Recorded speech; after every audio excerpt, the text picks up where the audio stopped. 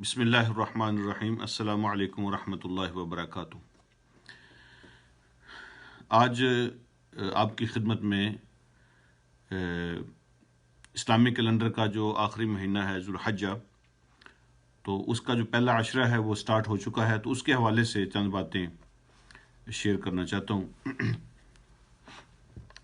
پہلی بات تو یہ ہے کہ اللہ رب العالمین نے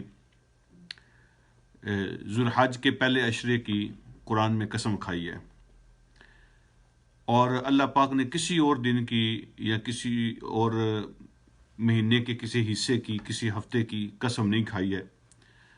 خبر ضرور دی ہے، اہمیت اور فضیلت ضرور بیان فرمائی ہے، جس طرح رمضان کی فضیلت بیان فرمائی ہے اور لیلۃ القدر کی فضیلت بیان فرمائی ہے، لیکن اس کی قسم نہیں کھائی۔ لیکن مفسرین کی میجارٹی جو ہے، آپ کہہ سکتے ہیں کہ آلموسٹ سب نے ہی اس کو تسلیم کیا ہے، اور یہ کہا ہے کہ سورہ فجر کے اندر جو اللہ پاک نے قسم اٹھائی ہے تو یہ عشرہ ذو الحج کی ہے۔ اللہ پاک ارشاد فرماتے ہیں والفجر ولیال عشر، فجر کے وقت کی قسم اور 10 راتوں کی قسم۔ اور یہ جو 10 راتیں ہیں مفسرین فرماتے ہیں کہ یہ ذو الحجہ کی پہلی 10 راتوں کی بات ہوئی ہے۔ لیکن علامہ ابن حجر رحمۃ اللہ علیہ نے یہ بات ارشاد فرمائی ہے کہ چونکہ رمضان کے آخری حصے کی بھی بہت فضیلت آئی ہے، اور ذو الحجہ کے پہلے جو 10 دن ہیں ان کی بڑی فضیلت آئی ہے، تو انہوں نے ان دونوں کو آپس میں جوڑا ہے اور تطبیق کی ہے، اور فرماتے ہیں کہ اگر راتوں کی بات کریں گے تو رمضان کی آخری 10 راتیں پورے سال سے زیادہ قیمتی ہیں، یعنی کوئی رات ان سے بڑی نہیں ہے۔ لیکن جو دن ہیں تو ذو الحجہ کے پہلے جو 10 دن ہیں ان سے بڑا کوئی دن نہیں ہے۔ تو پورے سال میں ذو الحجہ کے دنوں سے بڑا کوئی دن نہیں ہے، اور رمضان کی آخری راتوں سے بڑی کوئی رات نہیں ہے۔ تو یہ تطبیق انہوں نے کی ہے، دونوں کو آپس میں اکٹھا کر دیا ہے۔ تو اللہ رب العالمین نے قسم اٹھا کے ذو الحجہ کی جو پہلی 10 راتیں ہیں، پہلے 10 دن ہیں، ان کی قرآن کے اندر بات ارشاد فرمائی ہے۔ اور سیدنا جابر رضی اللہ تعالیٰ عنہ کی ایک حدیث ہے جو انہوں نے بیان فرمائی ہے، اور یہ صحیح حدیث ہے کہ نبی کریم صلی اللہ علیہ وسلم نے ارشاد فرمایا ان افضل ایام الدنیا العشر، کہ اس دنیا کے جو دن ہیں، اس دنیا کے دنوں میں سے سب سے افضل فضیلت والے دن جو ہیں یہ ذو الحجہ کے 10 دن ہیں۔ پوری دنیا کے دنوں میں سے سب سے افضل دن ذو الحجہ کے پہلے 10 دن ہیں۔ اور صحابہ نے پوچھا اے اللہ کے نبی صلی اللہ علیہ وسلم، تو کیا وہ آدمی جو جہاد پہ چلا جاتا ہے تو اس کا جہاد میں جو گزارا ہوا وقت ہے اس سے بھی ذو الحجہ کے دن قیمتی ہیں اور افضل ہیں؟ جہاد میں گزرے ہوئے ٹائم سے بھی ذو الحجہ کے پہلے 10 دن افضل ہیں؟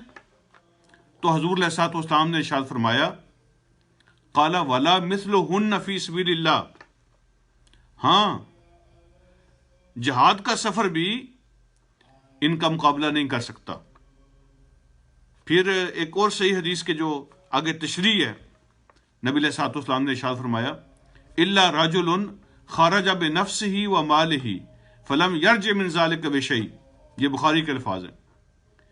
ہاں اس آدمی کا وقت قیمتی ہو سکتا ہے ذو الحجہ کے دنوں سے جو اللہ کے راستے میں جہاد کے سفر میں اپنی جان بھی لے کے گیا اور اپنا مال بھی لے کے گیا، اور پھر کچھ بھی واپس لے کے نہیں آیا، جان بھی قربان کر دی، مال بھی قربان کر دیا، تو اس کا وقت ذو الحجہ کے دنوں سے قیمتی ہو سکتا ہے۔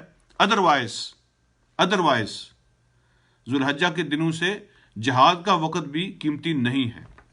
یعنی اس کائنات میں جو دنوں کی تقسیم اللہ نے فرمائی ہے تو اس میں سب سے قیمتی اور فضیلت والے جو دن ہیں وہ ذو الحجہ کے پہلے 10 دن ہیں۔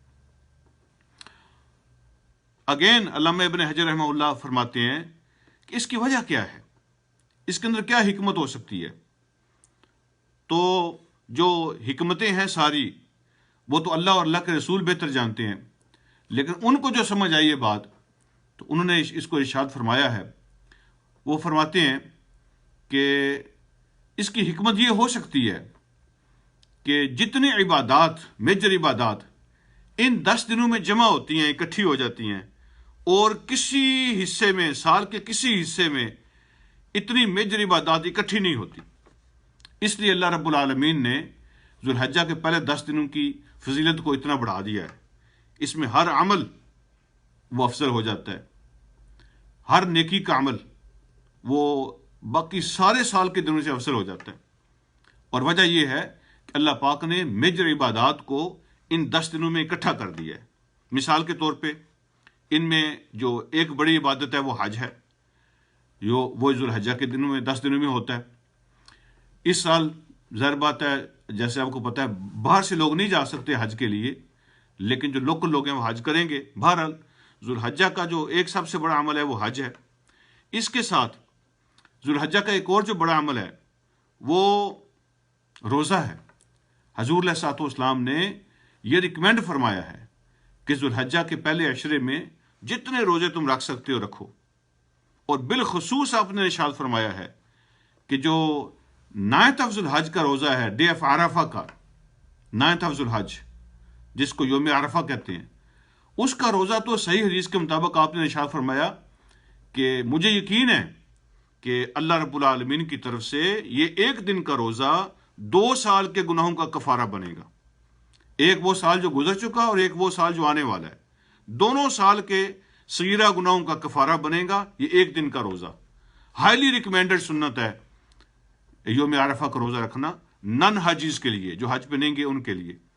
تو روزے بھی ان میں جمع ہو جاتے ہیں، حج بھی ان میں جمع ہو جاتا ہے، پھر ان میں صدقہ بھی جمع ہو جاتا ہے. یعنی صدقے کی باقی جو قسمیں ہیں اس کے علاوہ جو سب سے بڑی صدقے کی شکل ہے وہ قربانی ہے. ٹھیک ہے، تو یوم النحر کو حدیث کے مطابق خون بہانے سے زیادہ اللہ کو کوئی عمل پسند نہیں ہے. تو وہ قربانی جو ہے یہ بھی ایک صدقہ ہے، اپنی جان کا صدقہ ہے، تو صدقہ بھی ان دنوں میں جمع ہو جاتا ہے. اور پھر اللہ کا ذکر، تکبیرات، تسبیحات، یہ بھی خاص ذکر ہے ان دنوں کا. اور یہ ٹھیک ہے کہ احناف کے نزدیک جو ہے نا واجب تکبیرات وہ تو یوم عرفہ سے سٹارٹ ہوتی ہیں، لیکن جیسے ذوالحجہ کا چاند طلوع ہو جاتا ہے تو یہ ذکر شروع کر دینا چاہیے. یہ تکبیرات پڑھنا جو ہے نا یہ سنت ہے، لیکن احناف کے نزدیک یہ واجب ہو جائیں گی نعت عرفہ کو. جب سے ذوالحجہ شروع ہوا تکبیریں پڑھیں، اللہ اکبر، اللہ اکبر، لا الہ الا اللہ واللہ اکبر، اللہ اکبر وللہ الحمد. تو یہ ذکر اور تسبیحات جو ہیں یہ ساری عبادات ان دنوں میں جمع ہو جاتی ہیں، حج بھی، روزہ بھی، صدقہ بھی، ذکر بھی، نمازیں بھی. تو اتنی ساری میجر عبادات اور کسی سال کے حصے میں جمع نہیں ہوتی، اس لیے اللہ پاک نے ان کی فضیلت کو بڑھا دیا ہے. اور میں نے یوم عرفہ کے روزے کا ذکر کر دیا، اس کو مس نہیں کرنا چاہیے. یہ ہائیلی ریکمینڈڈ ہے حضور علیہ الصلوۃ والسلام کی طرف سے، اور اس کا ثواب بھی یعنی کفارہ جو ہے نا 2 سال کے گناہوں کا، ایک گزرا ہوا ایک آنے والا، اللہ صغیرہ گناہ اس کے صدقے میں معاف فرماتے ہیں. پھر ایک مسئلہ جو آج کل بہت لوگ پوچھ رہے ہیں، اب آخری بات کر کے بات ختم کرتا ہوں کہ وہ جو حدیث ہے حضور علیہ الصلوۃ والسلام کی صحیح مسلم کے اندر ہے، اوتھینٹک حدیث ہے کہ جس نے قربانی کا ارادہ کر لیا ہے تو جب سے ذوالحجہ کا چاند نظر آ جائے تو بال اور ناخن نہیں کاٹ سکتا، اپنی پوری باڈی سے بال نہیں کاٹ سکتا اور ناخن نہیں اتارنے. تو اس کا کیا حکم ہے، اس کا کیا مسئلہ ہے؟ تو اس میں گزارش یہ ہے کہ حدیث صحیح ہے، ٹھیک ہے. نبی علیہ الصلوۃ والسلام نے ارشاد فرمایا ہے کہ اذا رأیتم ہلال ذی الحجہ، جب تمہیں ذوالحجہ کا چاند نظر آ جائے، واراد احدکم ان یضحی، اور تم میں سے کسی نے قربانی کا ارادہ کیا ہو، فلیمسک عن شعرہ واظفارہ، تو رک جانا چاہیے اس کو بال کاٹنے سے اور ناخن کاٹنے سے. تو امام شافعی رحمہ اللہ تو بڑے اسٹرکٹ ہیں اس مسئلے میں. وہ فرماتے ہیں کہ یہ حکم ہے نبی علیہ الصلوۃ والسلام کا، لہٰذا 10 دنوں میں قربانی کرنے تک بال ناخن کاٹنا یہ درست نہیں ہے. انہوں نے تو حرمت کا فتویٰ دے دیا ہے کہ یہ نبی علیہ الصلوۃ والسلام کے حکم کی خلاف ورزی ہے، لہٰذا یہ جائز نہیں ہوگا. لیکن باقی جو میجارٹی ہے وہ کہتی ہیں کہ یہ ثواب کا کام ہے، لیکن کوئی کاٹ لے ناخن اور بال تو گناہ کوئی نہیں ہے. یہ ایسے ہی ہے جیسے نفل ہے. اگر آپ نفل پڑھتے ہیں، کوئی نفل کام کرتے ہیں، اس کا ثواب ہوتا ہے، لیکن اگر آپ وہ نفل کام نہیں کرتے اس کی اکاؤنٹیبلٹی نہیں ہوتی، اس کا گناہ نہیں ہوتا. تو حنفی تو یہاں تک کہتے ہیں کہ لا یکرہ ہو، یعنی کوئی کاٹ لے بال یا ناخن تو مکروہ بھی نہیں ہے، یعنی گناہ نہیں ہے اس کا، لیکن بہتر ہے.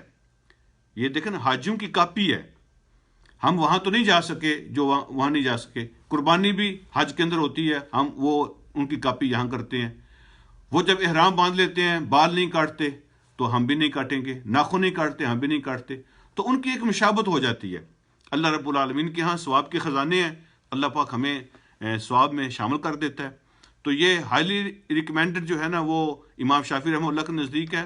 وہ کہتے ہیں کہ جائز نہیں ہے ایسا کرنا، جو بال کاٹے گا وہ درست نہیں کرے گا، لیکن میجارٹی کہتی ہے کہ اگر کسی نے کاٹ لیا گناہ نہیں ہوگا، لیکن وہ نہ کاٹے تو ثواب ضرور ہوگا، اس کو ثواب ہوگا۔ میں اس پہ کبھی کبھی سوچتا ہوں تو میرے ذہن میں یہ بات آتی ہے کہ یہ ٹیسٹ کیس ہے ہمارے لیے۔ ظاہر ہے جو اگر کسی کو ضرورت ہے، مثلا کوئی جاب کی ریکوائرمنٹ ہے، اس کے آفس کی کوئی ریکوائرمنٹ ہے، بعض جگہوں پہ ایسا ہے نا کہ ہر روز فریش ہو کے آؤ، تو اگر کوئی ایسی ریکوائرمنٹ ہے تو ٹھیک ہے، وہ اس کی وہ مجبوری ہے، وہ کر لے، لیکن کوئی مسئلہ نہیں ہے، جس کو کوئی ایشو نہیں ہے۔ تو دیکھیں اگر کوئی آدمی اپنی ٹپ ٹاپ قربان نہیں کر سکتا، اپنا میک اپ قربان نہیں کر سکتا، ٹھیک ہے جی، اور اپنی شیو شو جو ہے نا وہ قربانی اس کی نہیں دے سکتا 10 دن کے لیے، تو یہ جو جان کا صدقہ قربانی ہے، یہ قربانی کے دن ہے، تو اس نے کیا جان قربان کرنی ہے، ٹھیک ہے جی۔ جو 10 دن کے لیے بال نہیں قربان کر سکتا، ناخن وغیرہ اپنا میک اپ نہیں قربان کر سکتا، تو جان کا صدقہ کیا اس نے دینا ہے، اور جان کی قربانی کیا دینی ہے؟ تو یہ ٹیسٹ کیس بھی ہے، کوئی بات نہیں، ملنگ بن جائیں، درویش بن جائیں، جیسے حاجی جو ہے نا وہ اللہ کے لیے درویش بن جاتے ہیں، سب کچھ جو ہے نا، سارے پگڑیاں ٹوپیاں اپنے ساری امتیازی علامات اتار کے وہ کفن پہن لیتے ہیں، ٹھیک ہے جی، اور کوئی بڑا چھوٹا نہیں ہوتا، وہ سارے برابر ہو جاتے ہیں، اور اللہ کے لیے وہ دیوانے ہو جاتے ہیں، درویش بن جاتے ہیں۔ تو ہم بھی اللہ کے لیے دیوانے اور درویش بن جائیں، تو ایسا کرنا ثواب ہے، نبی علیہ الصلوۃ والسلام کی حدیث ہے، قولی سنت ہے، اس پہ عمل کرنا چاہیے۔ لیکن اگر کسی کو مجبوری ہو تو کوئی گناہ نہیں، کوئی کاٹ لے تو کوئی گناہ نہیں ہے، لہٰذا اس پہ فتویٰ لگانا جو ہے نا وہ بات درست نہیں ہے۔ تو اللہ رب العالمین ہم سب کی عبادات کو قبول فرمائے۔